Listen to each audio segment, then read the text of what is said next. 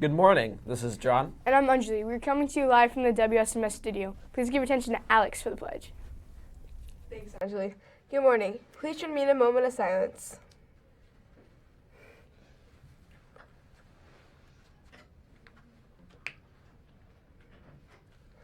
Please stand and face the flag for the Pledge of Allegiance. I pledge allegiance to the flag of the United States of America and to the republic for which it stands, one nation, under God, indivisible, with liberty and justice for all. Remember to show respect, make a difference, and set the bar high. Have a great day. Now back to the announcers. Here's what we're having for lunch today. For lunch, we're having chicken mini tacos, General Tso's chicken with rice, hot meatball sub, refried beans, and mandarin oranges. We still have a few yearbooks left. You may buy them at each lunch hour this Thursday. The cost is $35. The yearbook staff will meet Thursday and Friday at 8 a.m. in the Commons to label books. Every staff member needs to be present. Students who are helping with the tours for Elsie and Moran should report to the cafeteria today by 9:50. Now to Anjali for the rest of the announcements. Any 7th graders wanting to play 8th grade football needs to pick up a football newsletter from either Coach Baldwin or Coach Hess. Attention girls track members, your certificates, ribbons, medals, and personal best packets are ready to be picked up in room 212. Stop by today and get what you need. Also, all uniforms are due to Coach Kistler by tomorrow, Thursday, at 4 o'clock. If your uniform is not returned by then, you will receive a bill. 7th and 8th grade boys track uniforms are due this week. Please turn it in to Mr. Meisner, room 226. Now for a special announcement. Good morning, Schmucker Middle School, and happy Wednesday. Just have a quick announcement, quick announcements for you today. I'm going to begin with just a reminder to all 7th graders. You are going on an awesome field trip tomorrow.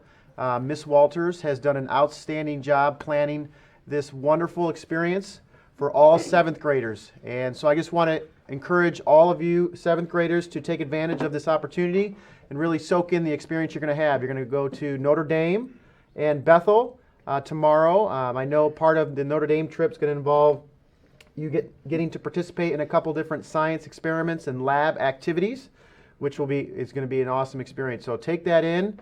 Just a couple reminders on the trip. You have to make sure that you are wearing closed-toe shoes. If you don't wear shoes, you can't go into the labs. So please make sure you're not wearing flip-flops where you can see your toes. Okay, make sure you wear tennis shoes. Make it easy. Wear tennis shoes tomorrow because you're going to do a lot of walking. And of course, make sure that you're showing respect to all of the Notre Dame staff and professors as you represent us when you visit those campuses tomorrow.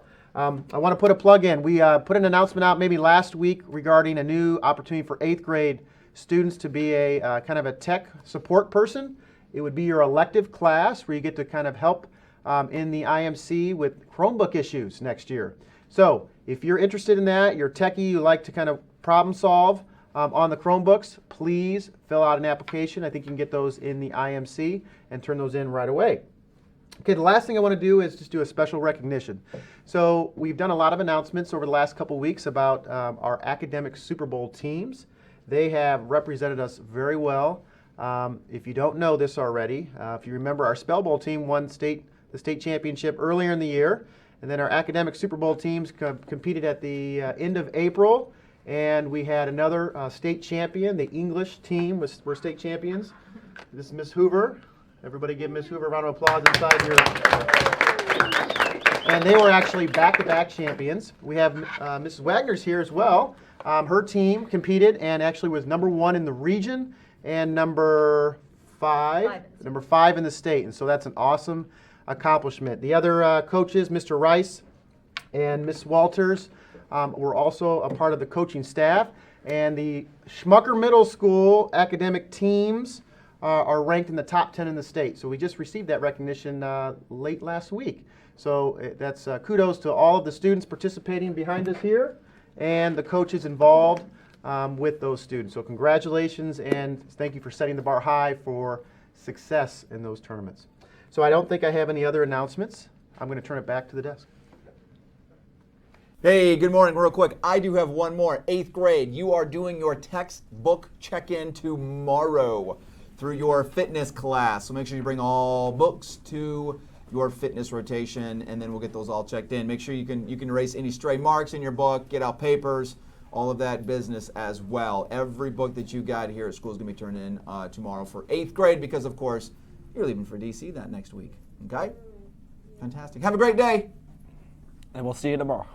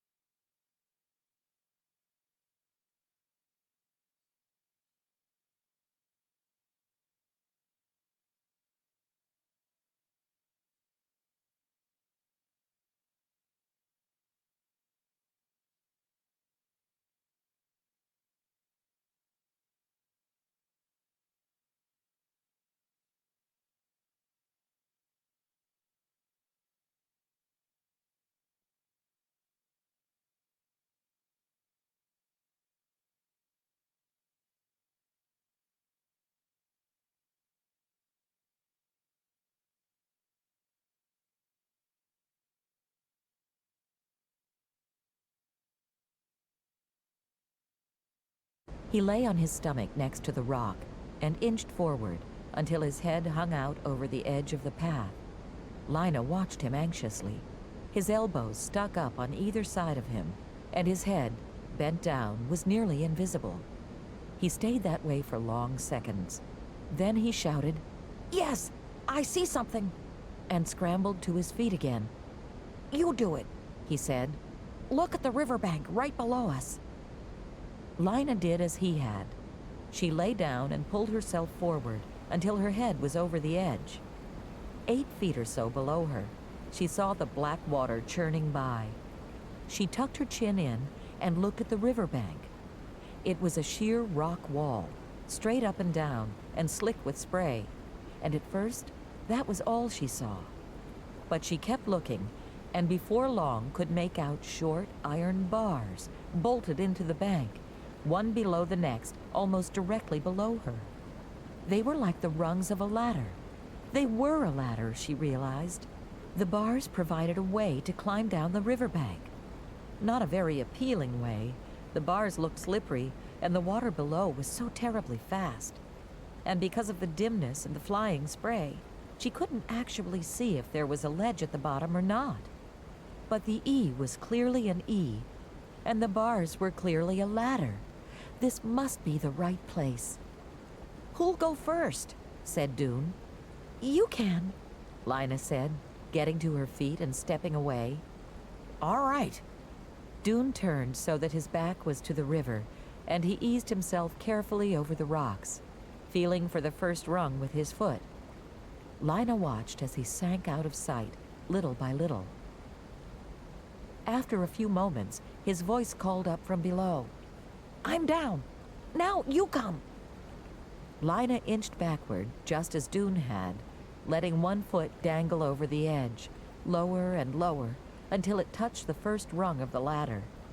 She shifted her weight to that foot, clinging with cold fingers to a ridge in the rock, and lowered herself slowly until she was standing on the rung with both feet. Her heart was beating so hard, she was afraid it would shake her fingers loose from their grip.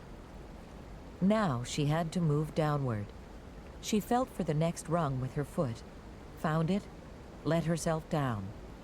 It would have been easy if it hadn't been for the river waiting below to swallow her. "You're almost here," called Dune. His voice came from right below her. "There's a ledge. One more rung and you'll feel it." She did feel it, solid beneath her foot. For a second, she stood there, still clutching the ladder. The surging water was only inches below her now. "Don't think about it," she told herself. She moved sideways 2 steps to stand next to Dune, and there, in front of them, was a rectangular space carved out of the river wall, rather like the entry hall of a building. It was perhaps 8 feet wide and 8 feet high, and would have been invisible from anywhere else in the pipeworks. You had to have climbed down the riverbank to see it. They stepped into this entry hall and walked a few steps. Enough light to see by came from the tunnel behind them. Lina stopped. "There's the door," she said. "What?" said Dune. The water roared so loudly they had to shout to be heard. "The door!" Lina yelled happily. "Yes!" Dune yelled back. "I see it!" At the end of the passage was a wide, solid-looking door. It was dull gray, mottled with greenish and brownish blotches that looked like mildew. Lina put her palms against it. It was metal, and it felt cold. The door had a metal handle, and just below the handle was a keyhole. Lina reached into the pocket of her pants for her copy of the instructions. She unfolded it, and Dune looked over her shoulder. Together, they squinted at the paper in the dim light from the main tunnel. "This is the part right here," she said, pointing. 3. Addy, down, Iverb, NK, to edge, APPR, 8, low. 4. Axe to the watt, R, find door of bow, cur. Key, hind small steel pan, the right. Rem, EY, open, dough. Lina ran her finger along line number 3. This must say, something something down riverbank to ledge, approximately 8 feet below. That's what we've just done. Then 4 is something about, backs to the water, find door, something. And then KE, hind. That must be key behind. And then there's the small steel pan. Do you see a small steel pan? Dune was still studying the paper. It says right. We should look to the right of the door. And quite easily they found it. It wasn't a pan at all, but a small square of steel embedded in the wall. "A steel panel," said Lina. She ran her fingers across it and felt a dent at one side. When she pressed there, the panel sprang open easily and silently, as if it were glad to have been finally found. Inside, a silver key was hanging on a hook. Lina reached for it and then drew her hand back. "Shall I do it?" she said. "Or shall you?" "You do it," said Dune. So she took the key from its hook and put it in the keyhole. She turned it and felt a click. She grasped the door handle and pushed, but nothing happened. She pushed harder. "It won't budge," she said. "Maybe it opens outward," said Dune. Lina pulled. The door still didn't move. "It has to open," she said. "We unlocked it." She pulled and pushed and hauled on the handle, and the door moved, not inward or outward, but sideways. "Oh, this is how it goes," cried Lina. She pulled the handle to the left, and with a deep, rasping sound, the door slid away into a slot in the wall. Behind it was a space of utter darkness. They stared. Lina had expected to see something when the door opened. She had thought there would be light behind it, and a path or road. "Shall we go in?" said Lina. Dune nodded. Lina stepped across the threshold. The air had a dank, stuffy smell. She turned to the right and put her right hand against the wall. It was smooth and flat. The floor, too, was smooth. "There might be a light switch," she said. She patted the wall just inside the door, from the floor to as high as she could reach, but found nothing. Dune turned left and felt on the other side with the same result. "Nothing," he said. Very slowly, keeping a hand to the wall and tapping the floor cautiously with their feet before every step, Dune and Lina made their way in opposite directions. Each of them soon came to a corner and turned again. Now they were going deeper into the dark. They both had the same thought. Is the way out of Ember a long, dark tunnel? Must we go mile after mile in absolute darkness? But suddenly, Lina gave a yelp of surprise. "Something's here on the floor," she said. Her foot had banged against a hard object. She knelt down and touched it cautiously with her hands. It was a metal cube, about a foot square. "It's a box, I think. 2 boxes," she added as she explored farther. Dune took a step toward her in the darkness, and his knees banged into a hard edge. "There's something else here, too," he said. "Not a box." He ran his hands along it. "It's big and has a curved edge." "The boxes are small enough to lift," said Lina. "Let's take them out where it's lighter and see what they are. Come and help." Dune made his way to Lina and picked up one of the boxes. They walked back through the door and set the boxes down a few feet from the river's edge. They were made of dark green metal and had gray metal handles on top and a kind of latch on the side.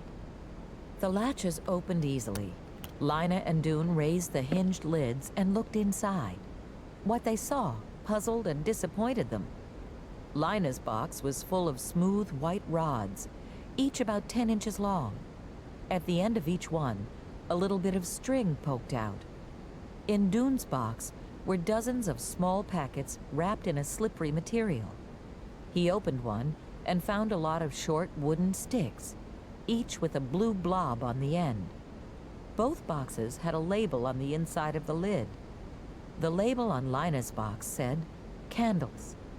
The label on Dune's said matches, and under it was a white, inch-wide strip of some kind of rough, pebbly material. "What does candles mean?" Lina said, puzzled. She took out one of the white rods. It felt slick, almost greasy. "And what does matches mean?" said Dune. "Matches what?" He took one of the small sticks from its packet. The blue stuff on the end was not wood. "Could it be something to write with? Like a pencil? Maybe it writes blue." "But what's the point of a whole box of tiny pencils?" asked Lina. "I don't understand." Dune frowned at the little blue-tipped stick. "I don't see what else it could be," he said finally. "I'll try writing something with it." "On what?" Dune looked around. The floor was too damp from the spray of the river to write on. "I could try it on the instructions," he said. Lina handed them to him. Carefully, he rubbed the blue end of the stick along the edge of the paper. It didn't leave a mark. He rubbed it along his arm. No mark there either. "Try this white stuff," Lina said, pointing to the white strip inside the lid of the box. He scraped the blue tip across the rough surface. Instantly, the end of the stick burst into flame. Dune cried out and flung the stick away. It landed on the floor a few feet off, where it burned brightly for a moment, then sputtered out. They stared at each other, their mouths open in astonishment. There was a strange, sharp smell in the air that smarted in their noses. "It makes fire," said Dune, "and light." "Let me try one," said Lina. She took a stick from the box and ran it across the rough strip. It blazed up fiercely, but she managed to hold on to it for a moment. Then she felt the heat on her fingers and let go, and the flaming stick dropped over the ledge and into the river. "Fire sticks," said Dune. "Are they what saves Ember?" "I don't see how they could be," said Lina. "They're so small. They go out too fast."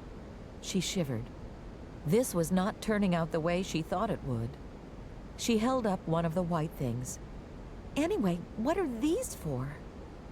Dune shook his head in bewilderment. "Maybe a candle is a kind of handle," he said. "Maybe you tie the stick on with the string, and then you can hold it longer while it burns." "It would still go out just as fast," Lina said.